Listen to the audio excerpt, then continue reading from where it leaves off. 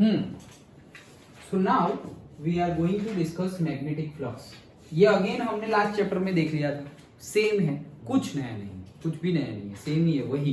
क्या magnetic flux, तो ये कुछ ऐसा है नहीं, लेकिन हमने बोला था कि जितनी ज्यादा number of field magnetic field line जहां से पास हो उतना ज्यादा मैग्नेटिक फ्लक्स, वही बोला था ना हमने। तो वही चीज है, देखो magnetic flux over an area, कोई भी एरिया में से कितना, मतलब कोई भी एरिया का कितना मैग्नेटिक फ्लक्स है over an area in an magnetic field represents, वो कैसे रिप्रेजेंट करेंगे, the total number of magnetic field lines crossing this area normally. Okay, मतलब सपोज कोई मैंने ऐसे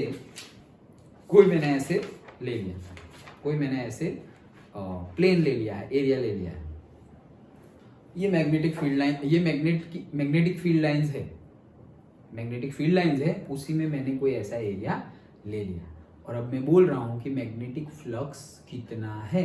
तो इसमें से ये जो है एरिया, उसमें से नॉर्मली, हाँ ऐसे नहीं, नॉर्मली मतलब परपेंडिकुलरली कितनी मैग्नेटिक फील्ड लाइंस पास हो रही है, उसी को हम बोलते हैं क्या, मैग्नेटिक फ्लक्स। अगर 2 पास हो रही है तो मैग्नेटिक फ्लक्स कम है, अगर 10 पास हो रही है तो मैग्नेटिक फ्लक्स ज्यादा है, लाइक दैट। ओके, तो वही चीज है जो हमने लास्ट चैप्टर में भी देखा था। So magnetic flux over an area, कोई भी एरिया का magnetic flux is in an magnetic field represent the total number of magnetic field lines। मतलब सिर्फ तुम इतना ही एक चीज याद रख सकते हो, magnetic flux is equals to magnetic field lines.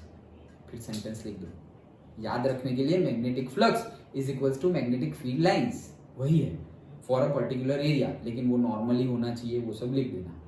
Done? Okay, now so magnetic flux को हम 5 से डिनोट करते थे और ये हमें पता ही है, बी एस, याद आ गया, बी एस कॉस थीटा। हम actually B D S cos theta ऐसे लेते थे, छोटे एरिया के लिए हम स्मॉल एरिया लेते थे तो डी एस ले लेते थे, याद है ना। Okay, so B D S cos theta वैसे हम लेते थे, तो वही चीज है 5 is equal to B dot S से D S cos theta. Okay, now say for a non uniform surface total magnetic flux, कोई नॉन यूनिफॉर्म सरफेस हो, ओके, तो टोटल मैग्नेटिक फ्लक्स कितना होगा, क्योंकि यूनिफॉर्म फ्लक्स होगा तो यूनिफॉर्म मैग्नेटिक फील्ड ऐसे आ जाएगी, एक ये 1 2 3 4। अभी नॉन यूनिफॉर्म हो तो यहाँ पर बहुत ज्यादा है, लेकिन जो मेरा एरिया है वहां से बहुत कम है। ओके, तो फिर मुझे पूरा इंटीग्रेशन करना पड़ेगा, जितने भी है सरफेसेस, ये एरिया जैसे जितने भी सरफेसेस है वो सबका क्या करना पड़ेगा, इंटीग्रेट। नॉन यूनिफॉर्म होता तो कोई बात नहीं, मैंने ये एक एरिया लिया, इतना बड़ा मैग्नेटिक फील्ड है, मैंने ये एरिया लिया ऐसे, तो इतने एरिया में से जितना जा रहा है इतना एरिया यहां से लूंगा तो उसमें से भी उतना ही जाएगा, अलग तो नहीं जाएगा क्योंकि यूनिफॉर्म है। लेकिन नॉन यूनिफॉर्म केस में क्या हो सकता है कि यहां से सपोज 2 जा रहे हैं और मैंने यहां पे ले लिया तो 10 जा रही है मैग्नेटिक फील्ड लाइन, ऐसा हो सकता है। क्यों? क्योंकि वो तो नॉन यूनिफॉर्म है। ओके, तो उस केस में हमें इंटीग्रेशन सारा कर देना पड़ेगा। अगर वो वाला केस है तो यहां से जितना जाएगा कोई भी जगह पे से उतना एरिया ले लो, उतना ही जाएगा क्योंकि वो तो यूनिफॉर्म है। ओके, तो यूनिफॉर्म मैग्नेटिक फ्लक्स के लिए तो हमें पता, यूनिफॉर्म मैग्नेटिक फील्ड लाइंस के लिए तो पता है, लेकिन अगर नॉन यूनिफॉर्म हुआ तो surface, for non uniform surface total magnetic flux हो जाएगा, हम इंटीग्रेशन कर देंगे बी डीएक्स का। Okay, so integration B DS. Magnetic flux is a scalar quantity, हमें पता है magnetic flux number of fields magnetic field lines, वो तो स्केलर क्वांटिटी है। क्यों स्केलर? अभी तो बोला कि डायरेक्शन मैटर्स, डायरेक्शन मैटर्स है। क्यों डायरेक्शन मैटर्स?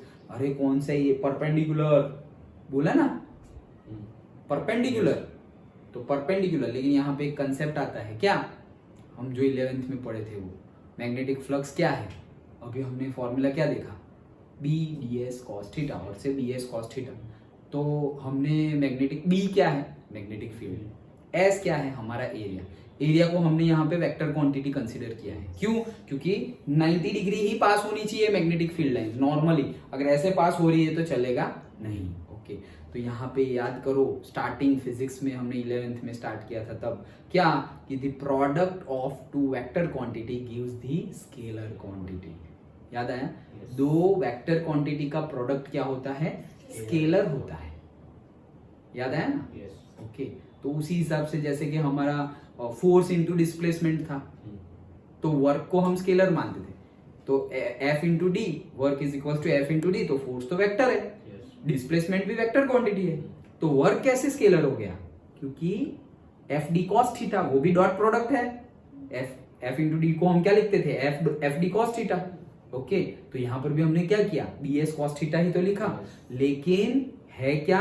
दोनों वेक्टर क्वांटिटी का dot product will give you the scalar quantity, ये हमने 11th में पढ़ा था। ओके, तो दैट कंसेप्ट यहां लगेगा, इसलिए magnetic flux is a scalar quantity. Now देखो, कोई हमारे पास कोई भी एरिया है, ओके, तो वो एरिया के लिए अगर पर्टिकुलरली एक मैंने छोटा सा एरिया, वो एरिया का भी छोटा सा एरिया ले लिया, ओके, वो सरफेस का भी छोटा सा सरफेस ले लिया ds, तो उसमें से थोड़ी ही number of magnetic field lines pass होगी। ओके, तो वही अगर हम लिखे d5, छोटा सा जो मैग्नेटिक फ्लक्स है वो b ds cos थीटा के इक्वल होगा।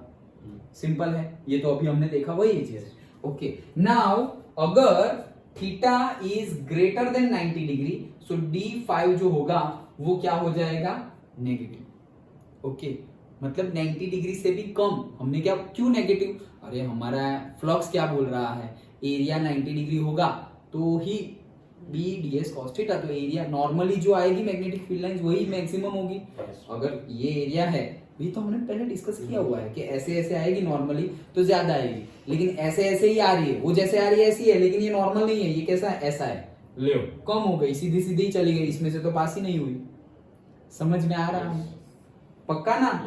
याद आ गया ना? ये हमारा एरिया है, ऐसे सीधे सीधे आई तो ये 90 डिग्री है, तो सबसे ज्यादा पास हुई, लेकिन मैंने ऐसे एरिया लिखा तो देख यहाँ से तो जा रही है, लेकिन यहाँ से नहीं जा रही है, पहले यहाँ से जा रही थी, ऐसे एरिया ले लिया तो नहीं जा रही है, तो वो 90 डिग्री होना चाहिए, तो 90 डिग्री से कम होगा तो हमारी d5 की वैल्यू क्या आ जाएगी? नेगेटिव आ जाएगी, और 90 डिग्री से ज्यादा होगा तो d5 की वैल्यू पॉजिटिव आ जाएगी, because it depend on the angle. Okay, so outside the flux जो होता है जनरली हम बाहर निकलने वाला प्लस लेते थे, ओके, और अंदर आने वाला नेगेटिव लेते थे। वही कन्वेंशन के अकॉर्डिंगली आउटसाइड फ्लक्स हमारा क्या हो जाएगा?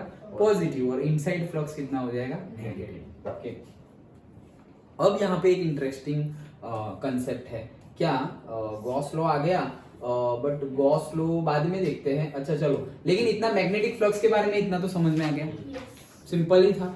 ओके, जो हमने पढ़ा वही है, नई बात कुछ भी नहीं।